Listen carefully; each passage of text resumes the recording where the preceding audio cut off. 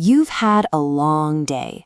You finally crawl into bed, pull up the covers, and feel that heavy, comfortable wave of exhaustion wash over you.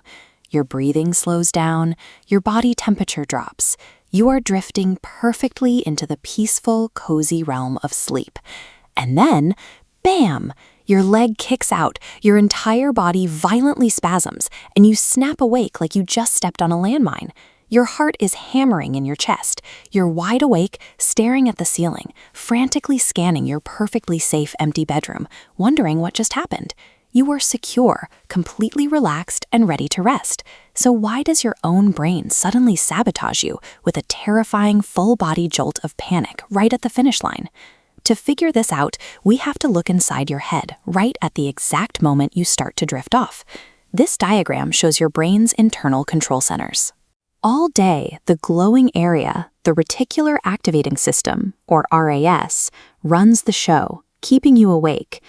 To fall asleep, the RAS powers down, handing control to a different cell cluster called the VLPO.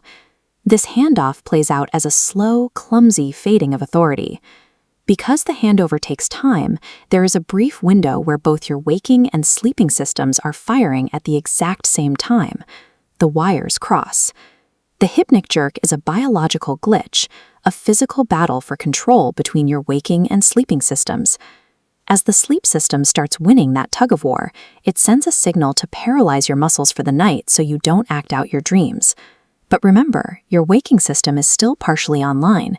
It feels your muscles suddenly go entirely slack, and it misinterprets this rapid loss of tension as a loss of physical support. It thinks you are falling out of the sky. Panicking, the waking brain fires off a massive emergency signal, commanding your limbs to instantly contract so you can catch yourself before you hit the ground. To understand why your brain defaults to falling instead of relaxing, we have to rewind millions of years ago, when our primate ancestors slept high up in the jungle canopy to avoid predators. Evolutionary psychologists hypothesize that this misfire is a vestigial survival reflex. If an ancient primate actually started slipping from a branch in the middle of the night, their muscles would suddenly go slack. The brain detects that drop in tension, fires the jerk response, and wakes them up just in time to grab a branch before a fatal drop. When you jolt awake on your soft memory foam mattress, you are experiencing ancient survival software running its code in the wrong millennium. This evolutionary baggage explains why you don't kick yourself awake every single night, but it only happens on very specific occasions. If you've been drinking a lot of coffee, dealing with heavy stress at work, or staying up way too late, you artificially stimulate your wakefulness system. When it's finally time for bed, that highly caffeinated or stressed out waking brain fights much harder to stay online during the handoff. The more it fights, the more likely you are to glitch out and jerk awake. Despite how terrifying that sudden drop feels in your chest, sleep researchers confirm these hypnic jerks are a benign quirk of human biology. You are in zero physical danger. That pounding heart rate is just a temporary adrenaline dump clearing its way through your system.